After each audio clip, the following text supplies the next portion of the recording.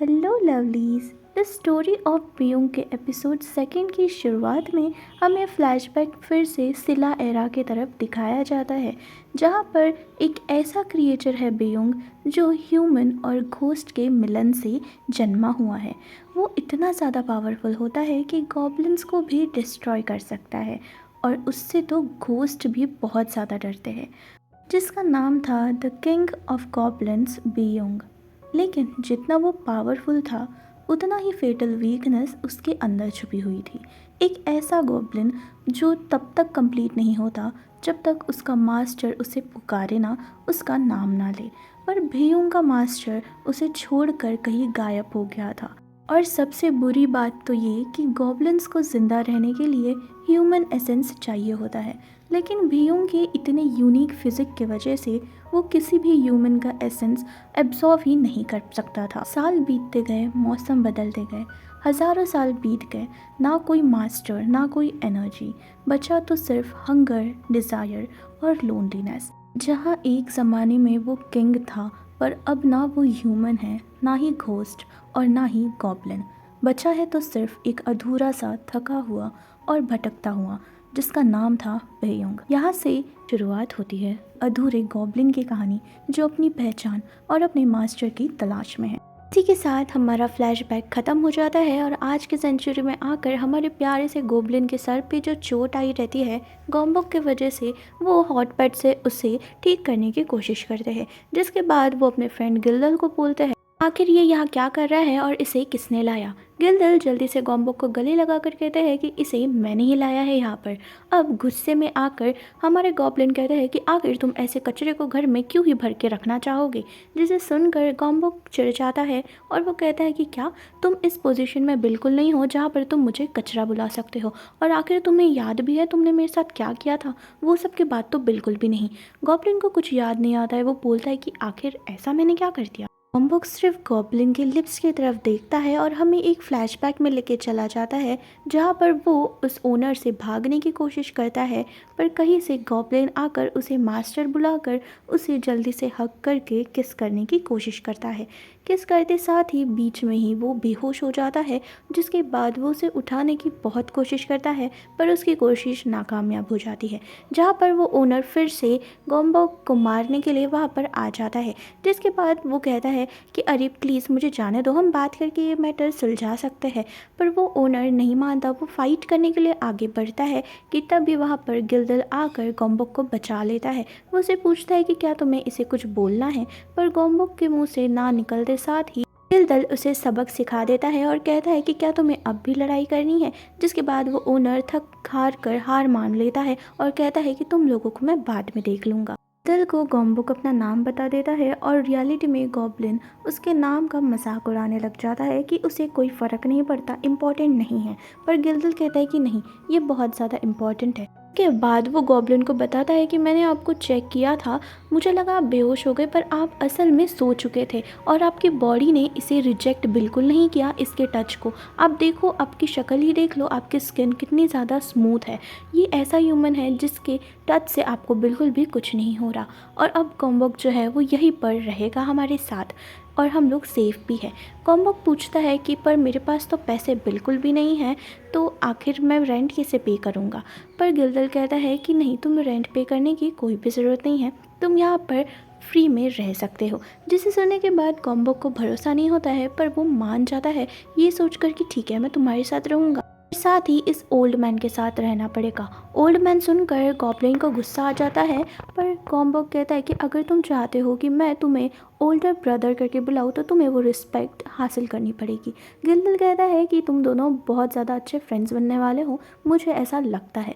पर गॉब्लिन को बिल्कुल भी यकीन नहीं होता है। गॉब्लिन गिल्दल से कहता है कि उसे कमरे में जल्दी से इसी वक्त बात करनी है।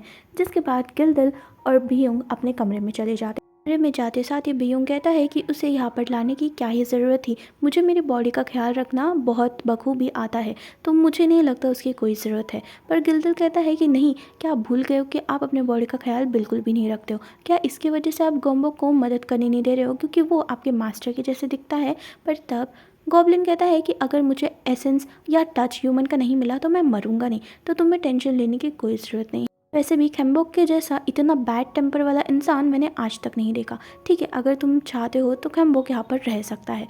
जिसके बाद गिल्डल बोलता है कि क्या तुम उसे बहुत ज़्यादा मिस करते हो? बात घुमा के गॉब्लिन कहता है 16 तक वो यहीं पर रहेगा, पर उसे तुमने लाया है तो तुम्हारी जिम्मेदारी। गिल्डल कहता है कि हाँ, मैंने लाया उसे ज़रूर है, पर उसे आपने ही ढूंढा है। जिसके बाद वो क्वेश्चन करता है कि आखिर आपको वो कहाँ मिला था। जिसके बाद हमें गॉम्बुक के रूम की शक्ल एक बार दिखाई जाती है, जहाँ पर वो एक लॉकेट जो एम्यूलेट रहता है उसकी तरफ देखकर कहता है कि क्या तुम अभी भी मेरी रक्षा करो। इसमें फ्लैशबैक में उसके ग्रैंडफादर उससे कहते हैं कि तुम्हें ये एम्यूलेट जो लॉकेट है ये पता है ना, इसके वजह से ही तुम्हारी बॉडी बहुत जल्दी रिकवरी कर गई, इसके वजह से ही तुम हमेशा प्रोटेक्टेड रहे हो। तुम्हें याद है ना तुम्हारी तबीयत कितनी ज़्यादा ख़राब थी, पर फाइनली तुम अपने पावर्स को भी कंट्रोल कर पाए हो, इसे हमेशा अपने साथ रखना। जिसके बाद अब हमारा गॉम्बुक कहता है कि मुझे शायद पता नहीं कि तुम इस बार भी मुझे हमेशा की तरह प्रोटेक्ट करोगे या नहीं करोगे। जिसके बाद वो फ़ोन में एक ऑडिशन का पोस्ट देखता है, जहाँ पर उसे एक फ़ोटो अभी के अभी उसके फेशियल लुक्स को लेकर भेजनी होती है। वो फ़ोटो लेने के लिए हर तरह का एंगल देखता है चेक करने के बाद, पर वही उसी वक्त वहाँ पर गिल्डल आ जाता है, जिसकी वजह से एक ऐसी फ़ोटो वो लेता है और गलती से पोस्ट भी कर देता है गिल्डल से छुपाने के चलते। गिल्डल उसे बहुत ब्लैंकेट्स ला के देता है और कहता है कि नहीं, तुम्हें टेंशन लेने की ज़रूरत नहीं है, नर्वस मत हो, मुझे बहुत ज़्यादा गर्मी होती है, इसके वजह से मैं ऐसा ही घूमता हूँ। वही गॉम्बुक उसे थैंक यू बोलता है, जिसके बाद गिल्डल वहाँ से चला जाता है।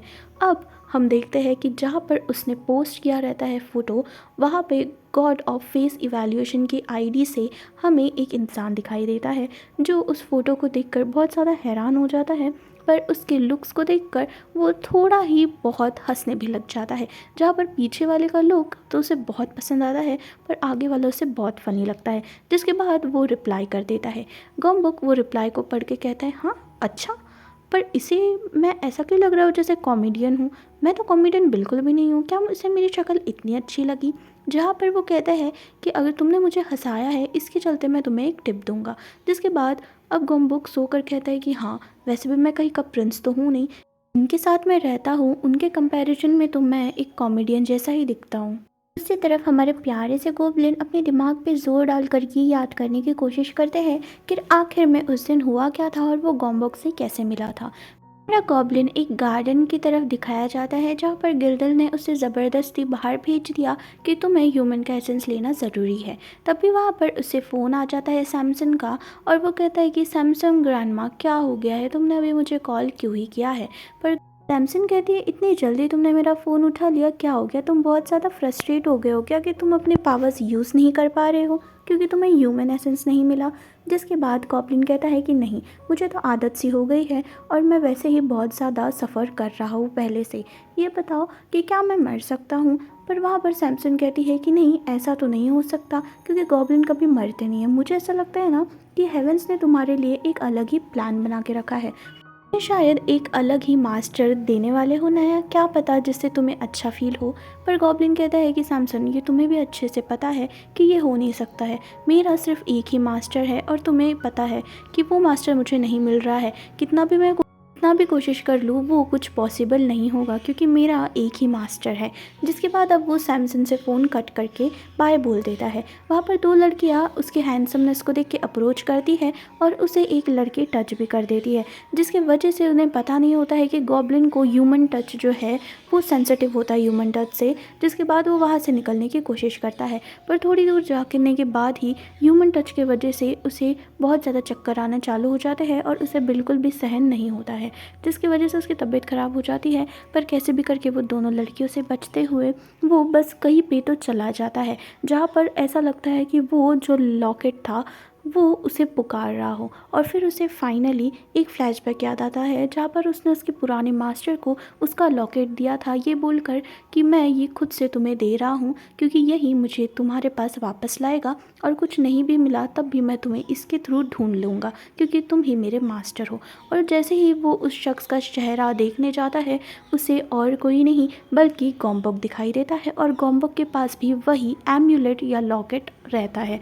जिसके बाद वो जल्दी से उसे किस कर लेता है और उसे हग करके कहता है कि तुम ही मेरे मास्टर हो। इसके बाद फ्लैशबैक ख़त्म हो जाता है और जो काम हमारे गॉब्लिन कर रहे होते हैं उस सीजर से उनके हाथ पर एक कट आ जाता है, जिसके बाद हम देखते हैं कि मैजिकली वो आप कट जो है वो डिसअपियर हो जाता है।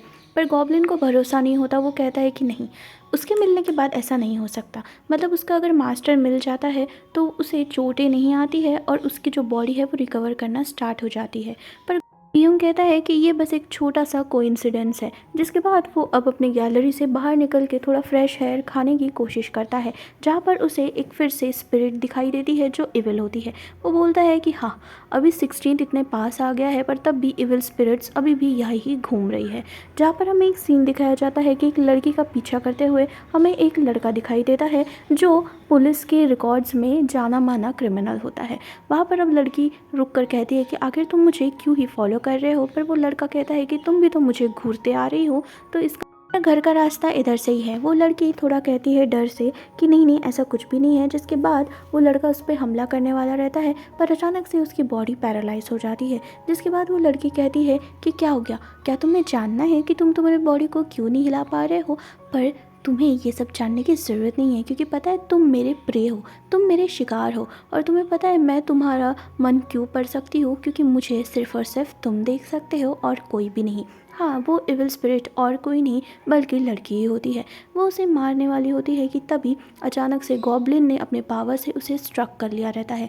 जिसके बाद वो गॉब्लिन की तरफ देखती है और गॉब्लिन के बाजू वाले कमरे में उसे गॉम्बुक भी दिखाई देता है। वो कहती है कि अच्छा गॉब्लिन, तुमने कुछ छुपा कर रखा है। पर गॉब्लिन उसे वहाँ से निकल जाने के लिए कहता है और वापस यहाँ पर लौट के मत आना, ऐसा भी कहता है। पर उस आत्मा की नज़र अब गॉम्बुक पे रहती है। जिसके बाद वो एक और बार चुटकी बजाकर उस आत्मा को वहाँ से गायब कर देता है और वहीं पर पुलिस सायरन्स की आवाज़ आ जाती है। तो यहीं पर आज का एपिसोड ख़त्म होता है दोस्तों। अगर आपको ये स्टोरी अच्छी लगी हो या मेरा एक्सप्लेनेशन अच्छा लगा हो तो चैनल को मेरे सब्सक्राइब करना भूलना मत। मिलती हूँ मैं नेक्स्ट वीडियो।